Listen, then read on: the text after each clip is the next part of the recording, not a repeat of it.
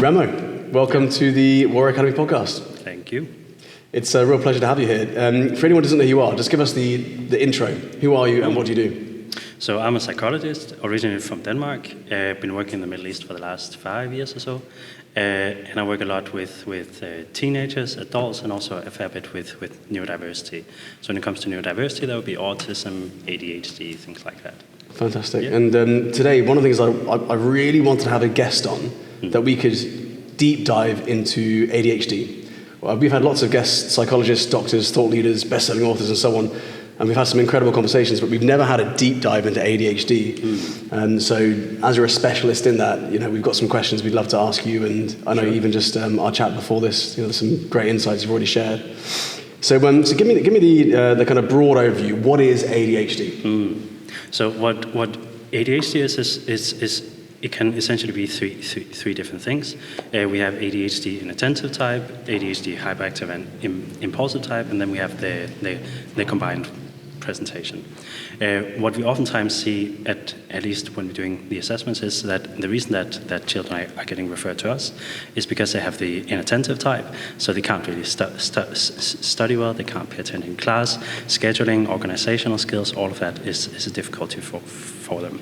Then on the other side of that, we have the hyperactive presentation, which also oftentimes come with traits of impulsivity, meaning that you can't really sit still well, you have a tendency to blurt out responses, and just overall having that hyperactive presentation, which also means that if you're put in a classroom for an entire day and you aren't allowed to take a lot of breaks, you have to sit down, sit still, be still all day, you most likely can end up fairly frustrated, which means that usually when we're doing these diagnoses, some of the first recommendations that we give is frequent movement breaks, elevated desk that the children they can stand at, possibly a yoga ball so that they can have a bit of movement there. Just anything that gives them movement, sort of like if you have a scratch or an itch on your back and you're not allowed to scratch that itch. That's all you think about. You're going to think about it, you're going to be frustrated, and it's exactly the same dynamic here. Some really great ideas there, and tips for parents, which I think would be really, really valuable. How they can maximise that. Leverage ADHD to their advantage. It was really interesting when you and I were talking before we sat down. One of the things you mentioned to me was a lot of the time people are actually quite successful with ADHD because they've got this incredible ability to focus. And one of the greatest misconceptions of ADHD is that it's this inability to focus, when actually it can be the complete opposite. And really it's just about making sure the things that people with ADHD are focusing on are things they actually care about, right? Yeah, exactly. And that's why a lot of people with ADHD, even though they definitely can struggle in informal schooling, as soon as they get to university and their jobs, they can really pick the topics that they focus on themselves. That's usually when they excel.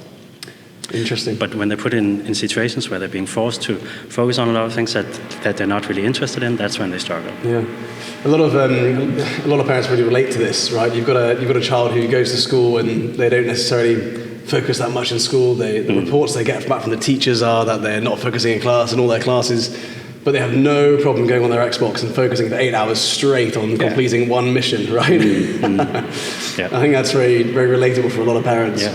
And actually, sometimes parents are coming to us saying, no, he for sure doesn't have ADHD because he can play Xbox for 5, 6, 7 hours. And it's really important to understand that with ADHD, we're not talking about it as if this person can't pay attention. It's more like I can't control my attention. So when something captivates me, I'm on it. When something doesn't captivate me, I'm so not on it. Yeah, right. Yeah. And obviously there's a huge spectrum around this. It's not just like you've got it or you don't. You can have different varying degrees of that, right? Yeah. And so, I mean, what are the signs or symptoms that an adult could have listening to this and saying, do I have ADHD? What are the kind of the very subtle signs or symptoms that, from a mild position, sometimes they're subtle, and sometimes they're definitely not subtle. But one of the things is frequently forgetting things, forgetting where my phone is, forgetting where my keys are, all of that. Organizational skills, one of the things that people with with ADHD really struggle with is time management. So like it's almost like they're time blind. So they have great cognitive skills.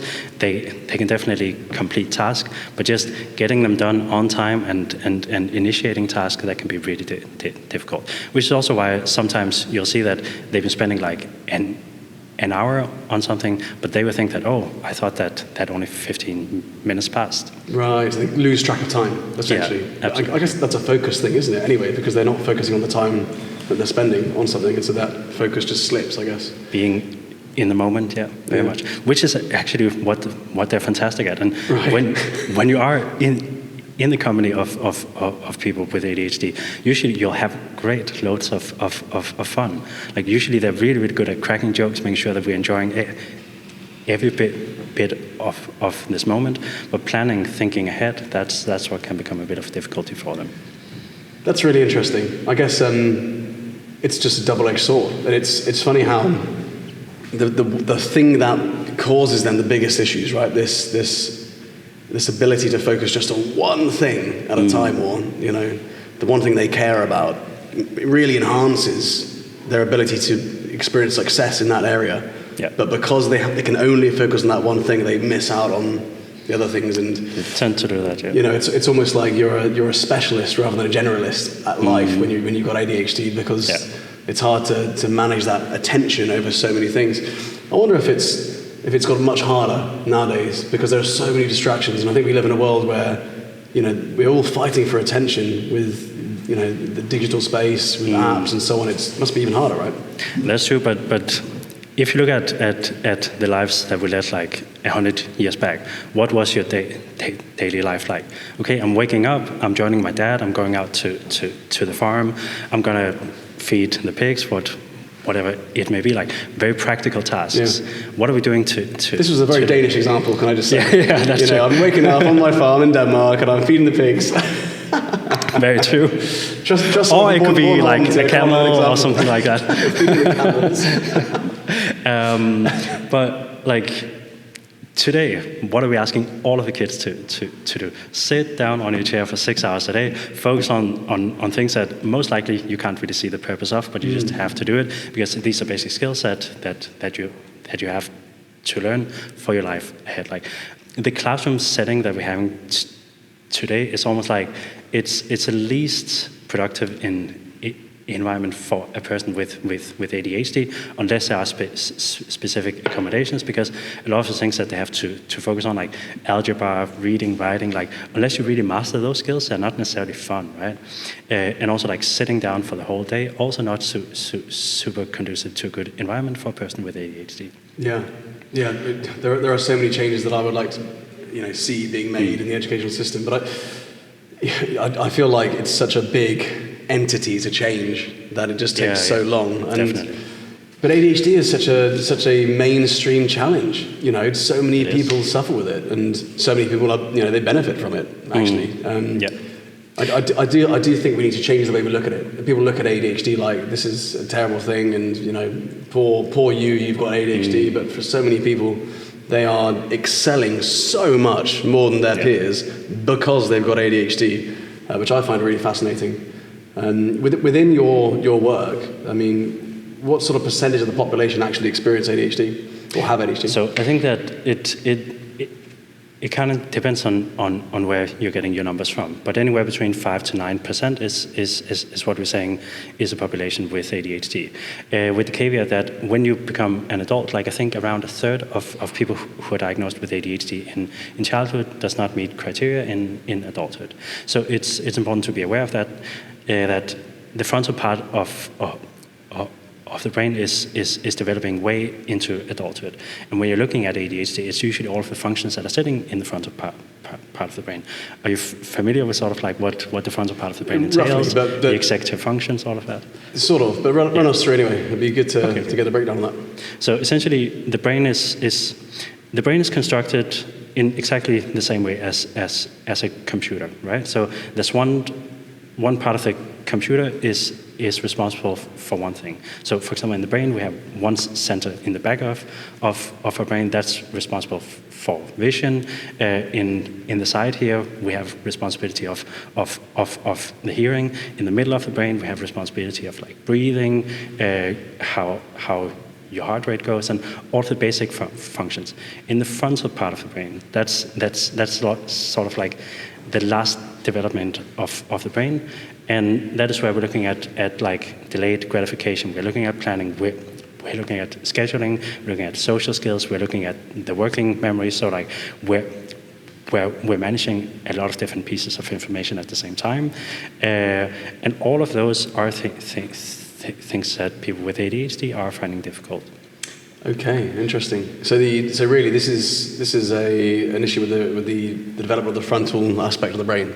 Less activity in the frontal part of the brain for people with ADHD. But this is something that changes over the years as well. So you could have this as a fairly noticeable issue when you're younger, which could then, as you grow up, kind of develops out of you, right? Yeah. So I guess the point there was that the frontal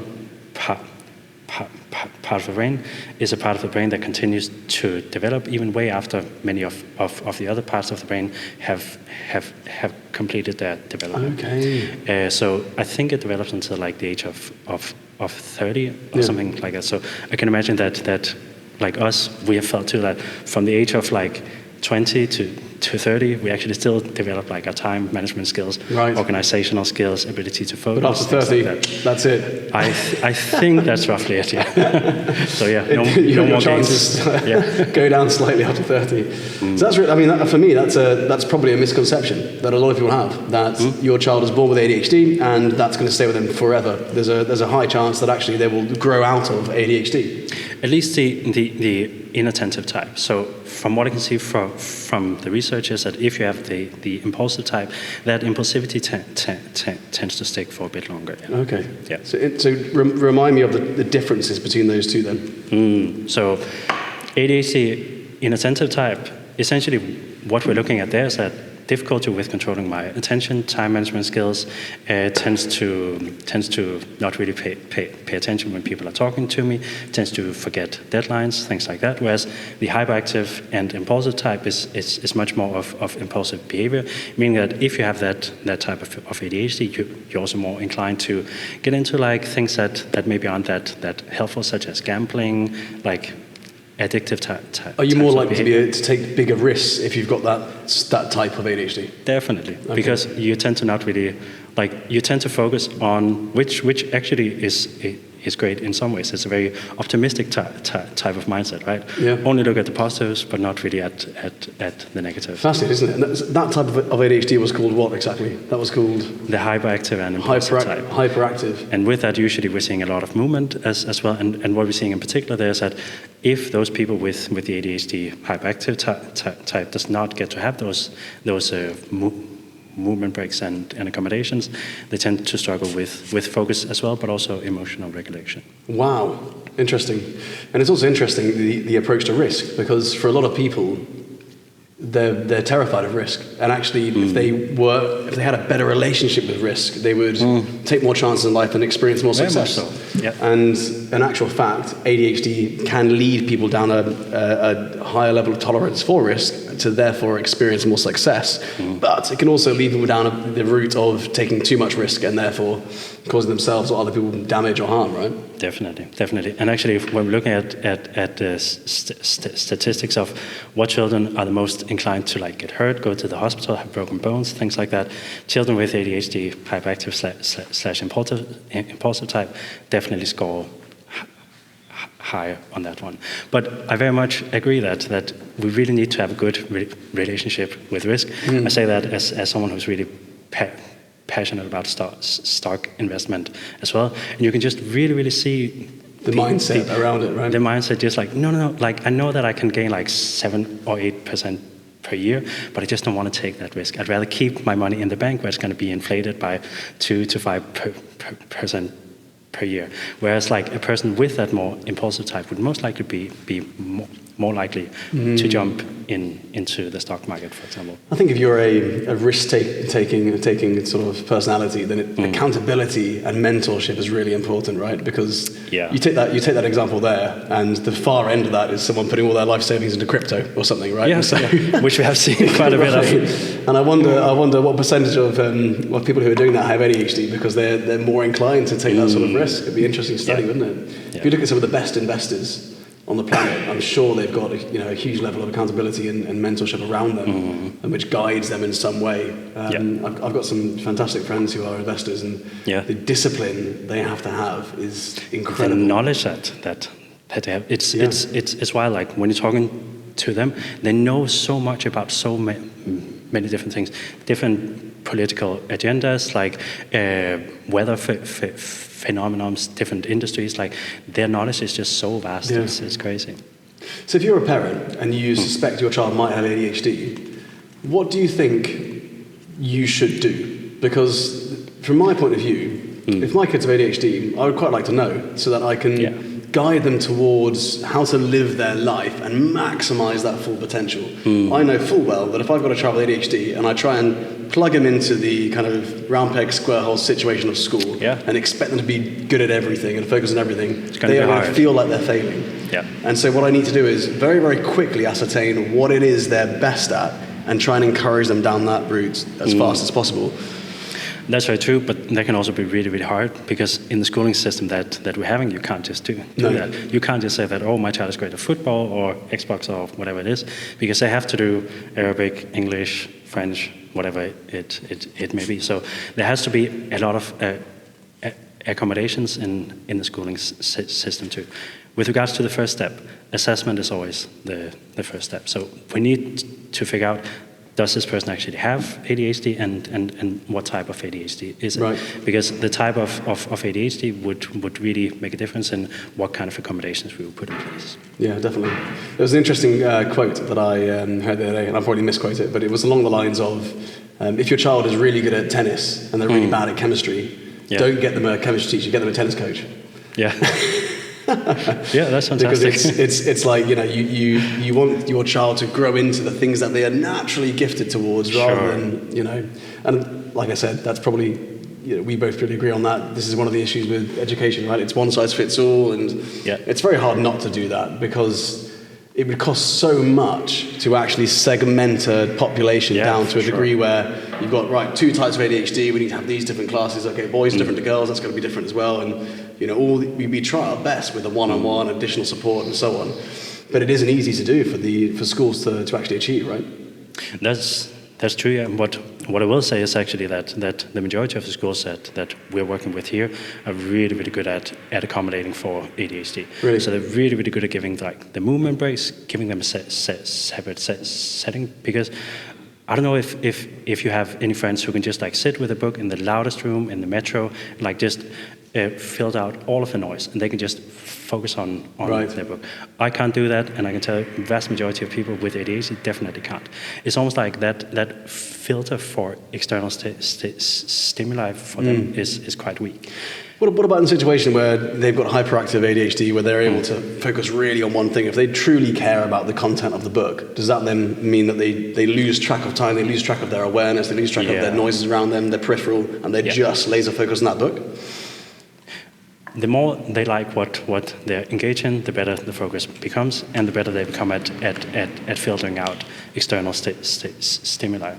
But considering that the schooling environment usually isn't exactly what they're passionate about, we would have to give accommodations such as a separate setting, like a quiet setting, where they can be either by themselves or just with a couple of other peers. So there isn't a lot of rattling with papers, pens falling on the floors and all that. Because then the attention goes and suddenly their mind's not on their task, it's on something else. Exactly, yeah. Because the likelihood of them enjoying every lesson in school is pretty low anyway. So there'll be 1 or 2 subjects out of 10 which they really love and they might have that laser focus for, but for the majority, one small distraction and chemistry class. I feel like I'm picking on chemistry here, but one small distraction in chemistry class, and How's that's your it.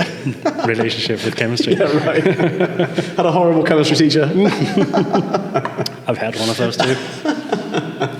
They can be a bit funny, yeah. So that's really interesting. And the other thing I wanted to talk to you about was boys and girls. So, I pulled up a study the other day. 70% of children diagnosed with ADHD are boys. And your response to that was really fascinating. Yeah, should I tell me. repeat my response? So the thing about it is boys to a much higher degree than girls tends to be externalizers rather than internalizers. And what I mean by that is that if a girl with ADHD is struggling with attention, they tend to like just hold it in, try to get through, not really make a big fuss. But when guys can't concentrate, what we tend to do instead, and I don't know if that was you as well, but I know for myself too, if I was really, really bored or I couldn't concentrate, what would I do? I would talk with my friend, I would try to make a fuss, I would try to make a joke, make everybody laugh, just to distract myself from what I'm not good at.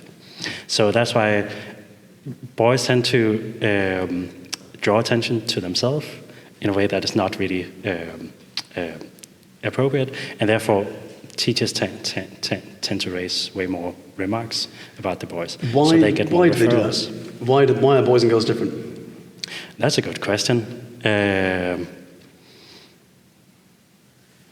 actually don't know.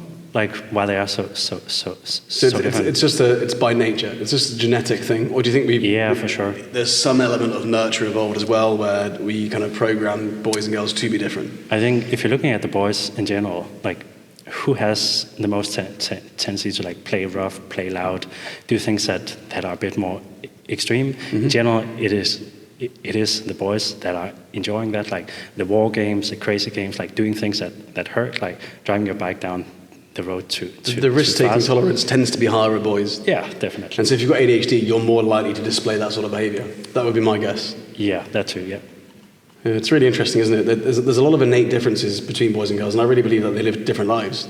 And so it's funny when you've got additional needs, or there's something like ADHD, which then both genders experience, how actually they gravitate towards showing them that the symptoms are very different in some cases. Yeah, they definitely can be. But what I will say is that in most cases, I think that even the girls that are struggling, even though they're not externalizing, they're not getting written up all of the time, as I mentioned before, like people with ADHD that are nice, well-behaved, they generally tend to get diagnosed later on. Yeah. And also, especially if they're quite intelligent, because then they can just kind of get through. So they're just like listening to a complex concept once, they get it, they don't really have to study, and then they can pass their exams.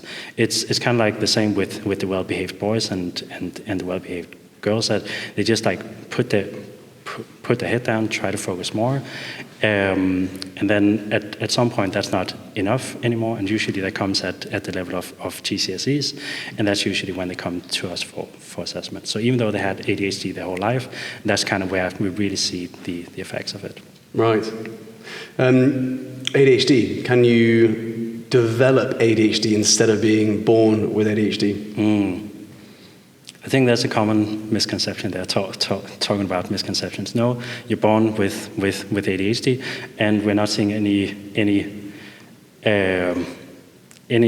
reliable evidence that you can develop ADHD from trauma or whatever it may be. You can definitely develop tendencies to inattention and difficulties with organizational skills from trauma, but usually that would simply be because the traumatic experiences and memories are so invasive that they're competing with the cognitive functions that are related to attention and organizational skills. So it's like the trauma can create the symptoms of ADHD, but it's not actually ADHD. But it's not. So essentially the difference would be that once you treat the trauma, then you don't really display those symptoms to the same degree. It's just the symptoms of, makes sense. Yeah. Nutrition plays a massive factor there, doesn't it? Because a lot of people talk about E numbers and all this sort of stuff. Does that just encourage the kind of symptoms, or what is the relationship there? I don't really know exactly, because when you're looking at the evidence of the research that has been done so far, we're not really seeing consistently that this particular diet is good for a person with ADHD. So we can't really say that, okay, your child should go on this diet or that diet. What we can say is that a lot of parents of children with ADHD are coming to us and telling us, when I give him this food, he goes crazy. So like I need to keep him low on the sugars and things like that. And also talk to adults with ADHD who tells me like, I treated myself with my diet. I know that if I was eating a lot of carbs, a lot of white bread, a lot of candy, I would go nutters. But when I was sticking to like vegetables and meat, I was doing much better. Right, so a healthy, balanced diet. I think so. And yeah, personally, I think that if you're sticking with like non-processed foods, that's generally a good bet, yeah. Yeah, right. Medication. Yeah. So a lot of parents are worried about their children going on ADHD meds. I'm a parent. For good reason, actually. And my concern would be, I would want, if my children have ADHD, and they've never been diagnosed, they're quite young still. If they had ADHD, I would, first of all, want to know. So I think diagnosing them as soon as possible is probably a good idea so I can help them. Yeah. But the next thing I would think is, there are so many benefits for them potentially having ADHD that could actually serve them, that if I was to put them on medication, I could potentially limit their creativity and limit their ability to focus to some degree. Yeah. And obviously there's loads of varying amounts of medication, all that sort of stuff, but that would be my biggest concern. Am I actually hampering my child's development and their ability and potential to experience success in life because of what I'm doing with medication? That makes sense. What do you think that ADHD medication does? So ADHD meds, I would probably say, calms down individuals with ADHD so that they are less likely to be distracted or fixate. Yeah. It's actually not entirely true, because when we're talking about drugs that are calming down people, those would usually be things like benzodiazepines, like anti-anxiety medication. And that I would definitely not recommend for a person with ADHD. Essentially, what ADHD medication does is it actually increases the activity in what we talked about before, the frontal part of the brain. So it increases the centers in the brain that are involved in focus, controlling attention, and also impulse control. I was talking about before how there's a center in the brain for every single dynamic that we have. That also means that we have one center in the brain that's responsible for initiating tasks, but also one center in the brain, right anterior cingulate cortex, I think it's called that's responsible for inhibiting actions. Right. So you can be the greatest at initiating actions, but if you're not great at inhibiting actions, you have a problem.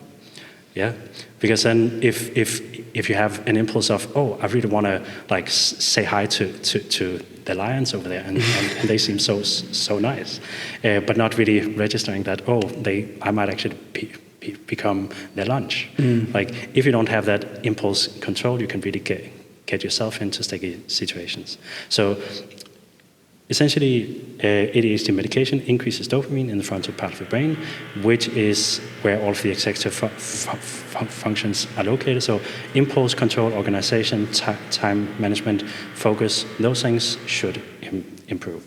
Okay. It needs to be said that not all of the people that try out the medication actually experience great success with it, but generally we always recommend to try it out, because it's not the kind of thing that you get addicted to, and then once you're on, you can't stop. You can simply like try. And there's no withdrawals that a child would experience from coming off that, or not really. So I think it's an example of this is like Ritalin, right? Ritalin, Concerta, yeah. So it's interesting then if it's designed to improve cognitive function for a lot of young people, right? But isn't this all something that people who don't have ADHD could then take as well? Yeah, and if you took it, you most likely would improve your ability to focus. But I guess the question is, do you feel that focus is a massive issue for you? Because it does. What I think is the drawbacks about ADHD medication, and definitely not all people experience this, but some people do experience like a little bit of difficulty with sleep and appetite as right. Well. So it is, for some people, it can be a bit of a trade-off. Okay, interesting. So in terms of what parents can do, let's assume you have a young child. What's the kind of typical age that you'd start to see the symptoms of ADHD first in your child? Normally, we start diagnosing from the age of 5 to 6. Okay. That's when we start with the diagnostics. So assuming you've got a 5 or 6 year old and you're starting to see the signs and symptoms, the most typical symptoms being a lack of focus, yes, or a complete focus on one thing for a long period of time. Hyperactivity. What else would you say? Tendency to zone out, having really poor organizational skills, poor time management skills, always like having the cognitive abilities to complete actually quite complex tasks, but just not having the organizational skills to sort of put it all together and execute. So that means that, I could finalize my science project, I just got distracted. I just forgot about the deadline. And it's looking for patterns, isn't it? Because I mean, everything you just said, I would apply to my 3-year-old son. I try and get him to get ready for school or whatever, and but that's his time management isn't going to be there. All 3-year-olds have ADHD because the frontal part of the brain simply hasn't developed to that degree. Yeah. But it's not ADHD, is it? No, it's a symptom of. It's like a similar symptom, because ADHD is the thing about it is it's age appropriate. Right. Okay. So what are we thinking, that a 3-year-old should be able to focus on a book for like 2 hours? No, that's so the age appropriate signs and symptoms for a 5-year-old totally different to what you might try and spot in a 10-year-old. I'd say not completely different, but yeah, of course we're looking at the age too. But when we're looking at the assessment for ADHD and when we're looking at the criteria for ADHD, those usually start to set in at the age of 6.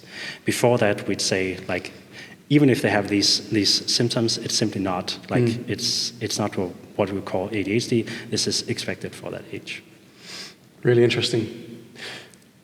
What is the assessment for a child who's got ADHD? Do you assess children on that initial stage to find out for the parents if they've got ADHD or not? Initial stage? What do you mean? When they first question whether or not their child, they've got a 6-year-old, they're wondering if their child has ADHD. Is that an assessment that you personally do? I have done in the past year. I spent around a year and a half to doing assessments. So I've probably done around 100 ADHD assessments. And in all the assessments you've done, how exactly does that assessment work?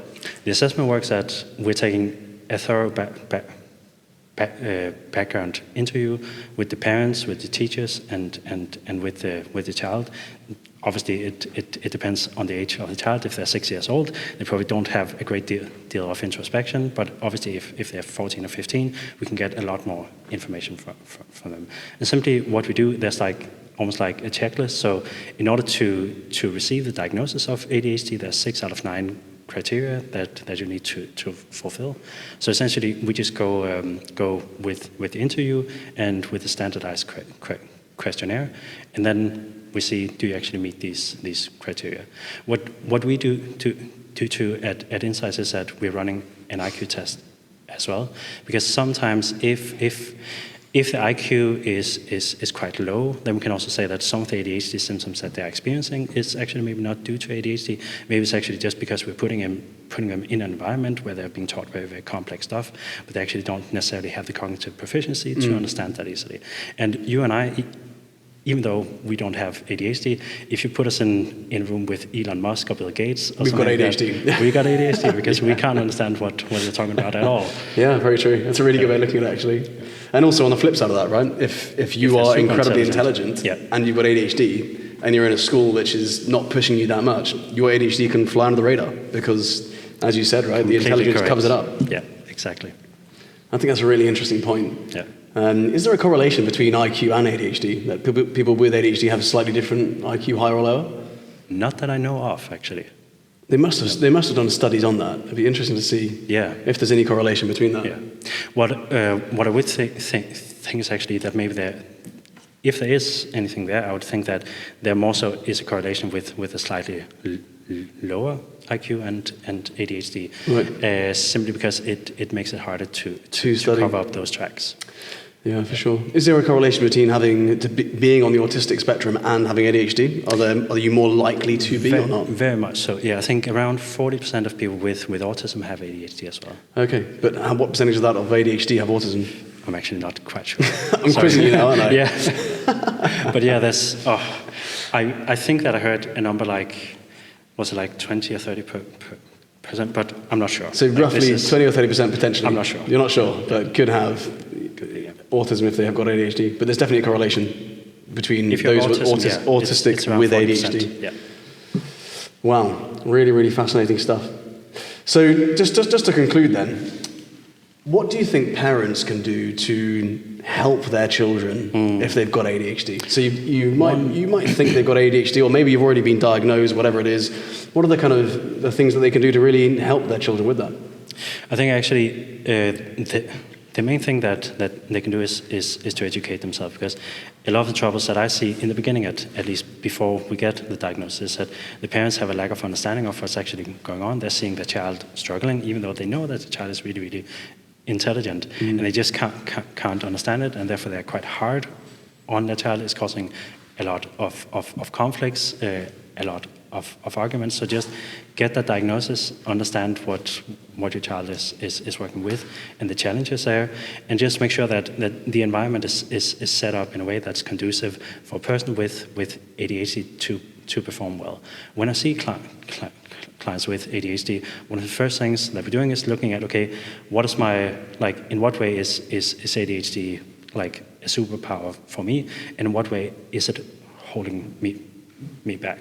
Secondly, when it's holding me back, like what environments do I study well in, and what environments do I just not study well in? And oftentimes they would tell me that, like in the classroom where there's a lot of noise, there's a lot of information at the same time, nothing is written down, I'm just getting all of these instructions from my teachers, like a lot of information at the same time, like I can't deal with that. It's sensory and information overload. But put me in a relatively quiet room, all of the instructions that you have, write them down so that I don't have to memorize all of it, and in a room where like less noise and less movement, because if I'm sitting here and I have ADHD and there's a person walking around here, I'm going to be focused on you as much as I can, but my attention is going to get grabbed by everything else too. It's going to be difficult to rein that in, and unless I'm really interesting, and then which you are, sure. Yeah.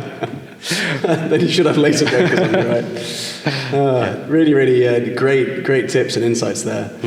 For parents who would like to get in touch with you, within the Warrior Academy, we've got a group of coaches who are experts in their individual fields, and we like to refer parents to these coaches. Sure. It'd be great for us to refer parents to you. Yeah. If there is a way for us to for them to get hold of you, or what is the website or the link that we could share with them? Inside Psychology, I think. Oh, this was not the right one. Because we can stick it in the description and all that sort of stuff. Yeah. We have something here. That's the website, insidepsychology.com. Awesome stuff. So insidepsychology.com, and that is in JLT in Dubai. It is, yeah. Fantastic. So we will be sending parents to you if they've got any questions after watching this podcast, or sure. And that. So Remo, thank you so much for joining us today. Absolutely, happy to come.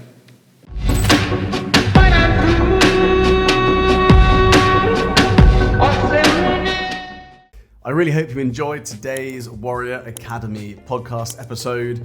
We're going to keep creating these episodes because I know that so many parents find them useful, or get insights or get ideas about how to develop their child's character. But it all comes down to the 3 C's: confidence, conduct, and concentration. So if you want to get a deep insight into the levels of confidence your child has, the level of concentration they have, or the level of conduct they have, so that you can actually put a score next to it and then work towards increasing those scores like we do in the Warrior Academy, then I'd love to invite you to fill in the Breakthrough Area Assessment. It takes about 5 minutes of your time, and you will get a personalized PDF report on your child's 3 C's. To access the Breakthrough Area Assessment and find out your child's 3 C's score, all you need to do is go to www.breakthrougharea.com.